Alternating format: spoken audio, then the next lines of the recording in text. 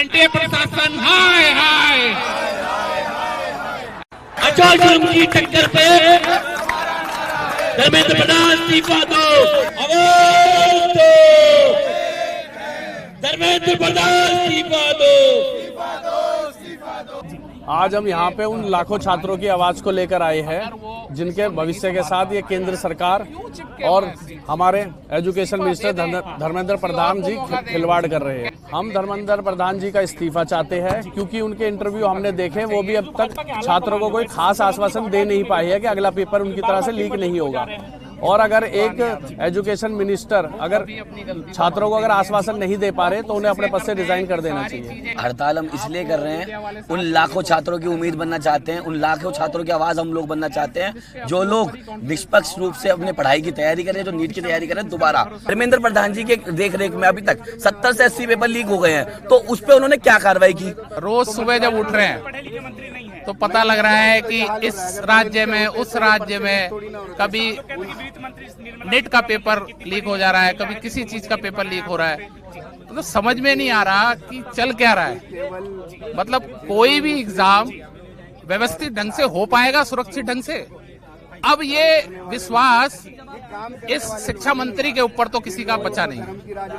धर्मेंद्र प्रधान जी को इस्तीफा दे देना चाहिए और कुर्सी को खाली करनी चाहिए, किसी और को मौका दें जो इस प्रशासन को और जो इन्होंने संस्था बनाई है नेशनल टेस्टिंग एजेंसी।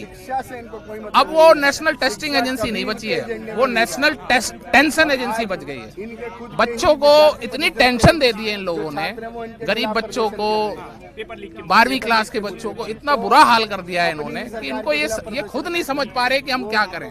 हमारी एक ही मांग है कि जब तक धर्मेंद्र प्रधान जी इस्तीफा नहीं देंगे तब तक हम अनिश्चित काल तक यहाँ पे भूख हड़ताल पे बैठे रहेंगे। अभी हमने बयान सुना धर्मेंद्र प्रधान जी का, वो कह रहे हैं सीबीआई इस बार गहराई तक जाके जांच करेगी। पिछली बार सीबीआई 60 फुट गहरी गई थी, इस बार 120 फुट जाएगी, धरातल से खोद के लाएगी। ये कहते हैं कि हम दोबारा से पेपर कराएंगे, दोबारा से अच्छे से जानकारी की जाएगी, बट कौन सी जानकारी हो रही है? अगर ऐसी ही जानकारी कर रहे, वो देख रहे हैं कि कहाँ चीज क्या गलत है, पेपर क्यों लीक हुआ, क्या हुआ।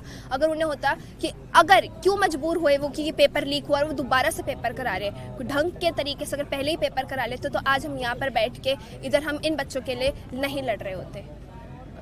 हमारी डिमांड है कि शिक्षा मंत्री जी इस्तीफा दें और जो ये सीबीआई को, जो केंद्र सरकार के तोते को ये जांच सौंपी गई है, लगातार पेपर लीक जैसे घटनाएं घटित होती हैं और ये जो शिक्षा माफिया हैं इनको सत्ता का संरक्षण प्राप्त है, इसी वजह से लगातार पेपर लीक जैसी घटनाएं घटित होती रहती हैं। और मैं चाहता हूं और हम सभी युवा चाहते हैं, सभी छात्र चाहते हैं कि ये सीबीआई की जांच को हटाकर सुप्रीम कोर्ट के जज, रिटायर्ड जज के अंतर्गत एक स्वतंत्र और निष्पक्ष जांच की जाए।